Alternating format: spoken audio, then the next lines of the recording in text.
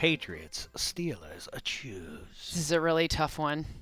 The Patriots.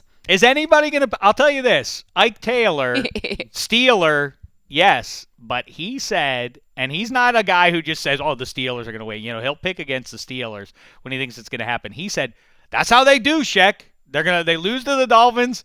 They're going to beat the Patriots. I disagree with that, even if it's a 1-point game. Tom Brady's going to win this one, right? Yeah, I mean, I think it's the Patriots. I didn't even ask. Do you want to throw the flag? Go ahead, Cleveland, if you want to throw it. I can't throw the flag here. I want to, Dave. I want to. I was picking this game. Ryan says it's the email. I'm like, oh, yeah, I'll pick Landry Jones. Yeah. No, I can't. This notion that the Steelers are trying to pass off, that he's ready to go and, we have confidence, don't panic and all that stuff. Belichick, I know this is, a rudimentary kind of thought to throw out there, but everybody says it, and it more often than not does prove to be true.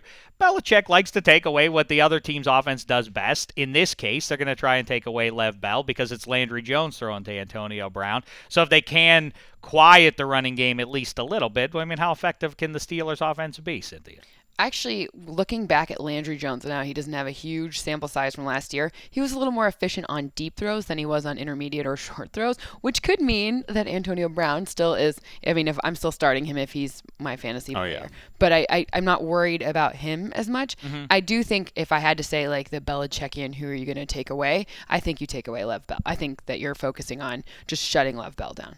Yeah, typically in the secondary, what they do in New England is they'll put Malcolm Brown, right? Or now I'm mixing. Butler. Malcolm Butler. That's it. The Browns, their defensive tackle. Brown, right? I get you. There's a lot of Malcolms Texas on there. kid, right. But anyways, they typically put Butler on their number 2 receiver, and then they play hard doubles with Logan Ryan and Devin McCourty on the number 1. So it'll be interesting to see how they defend Brown, and I don't think you're really worrying much about the ancillary receivers in Pittsburgh now. You're staying away from them completely. Yeah. I mean, if you're playing them in fantasy, I wouldn't be surprised to see if they try to catch Sammy Coates with a deep ball, because the one thing that they do like is attacking when they see Sammy Coates singled up. Is his hand better?